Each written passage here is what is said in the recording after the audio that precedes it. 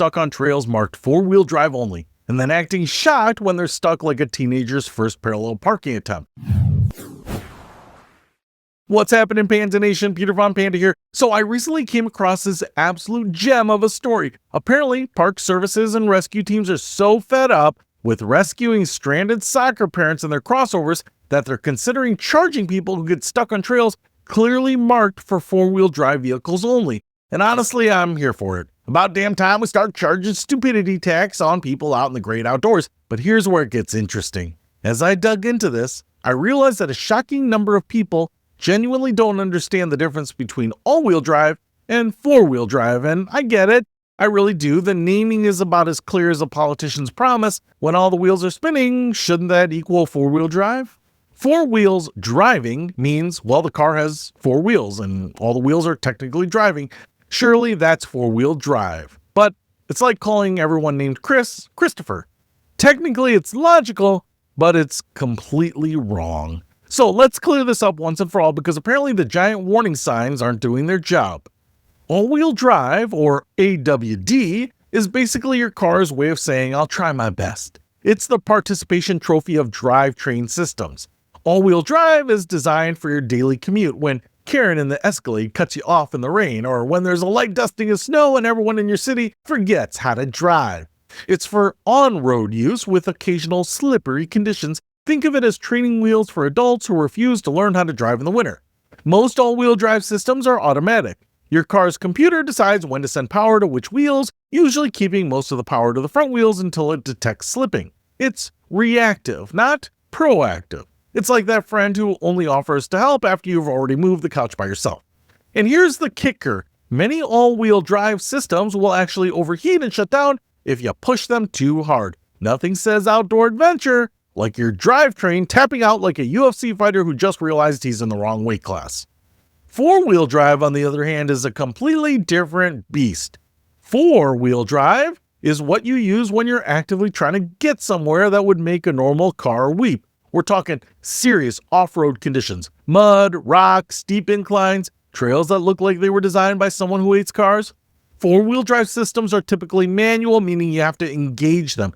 There's usually a lever or a button, and when you activate it, you're mechanically locking the drivetrain to send equal power to all four wheels all the time. But wait, there's more. Most proper four-wheel drive systems also come with low-range gearing. This is the secret sauce. Low range gives you a maximum torque at low speeds, which is essentially for crawling over obstacles, climbing steep grades, or getting unstuck from that mud pit you definitely shouldn't have been driving into anyway. It's the difference between gently coaxing your vehicle over a boulder and just spinning your wheels like a hamster on espresso. Here's an analogy. All-wheel drive is like wearing running shoes on a hiking trail. Sure, they're shoes and yeah, they'll work on easy terrain, but the moment things get real, you're gonna have a bad time. Four-wheel drive is like actual hiking boots with ankle support and aggressive tread. They're built for the job. And let's talk about the ground clearance issue while we're at it, because this is where crossover owners really get themselves into trouble.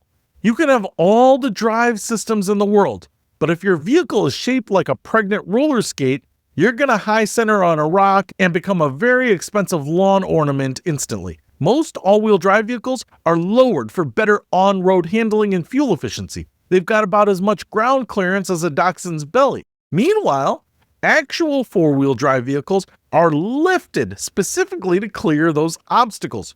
So when you roll up to a trail in your Subaru Outback, convinced that your all-wheel drive system is going to carry you through like some kind of automotive Moses parting the Red Sea, you're setting yourself up for an expensive lesson in physics. And now, thanks to these new policies, you might actually have to pay for that lesson in real dollars, not just Instagram embarrassment. Now, I want to hear from you. Have you ever seen someone spectacularly stuck on a trail that they had no business being on? Or better yet, have you been that person? Let me know. I want to know. Look, I'm not saying all-wheel drive is useless. It's great for what it's designed for. Normal driving conditions with occasional challenges. It'll get you to the ski resort. It'll handle the gravel driveway. It'll make you feel slightly more confident in a rainstorm.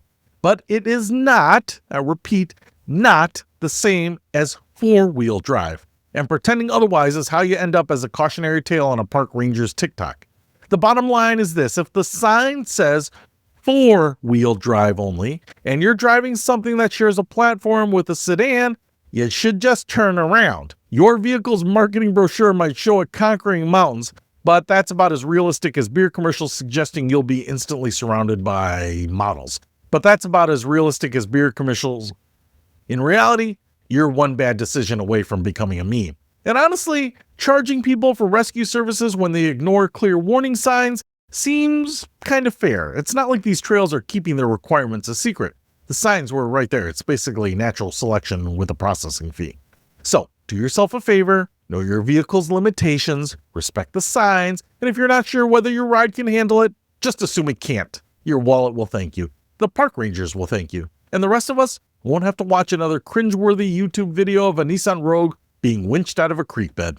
Peter Von Panda, out.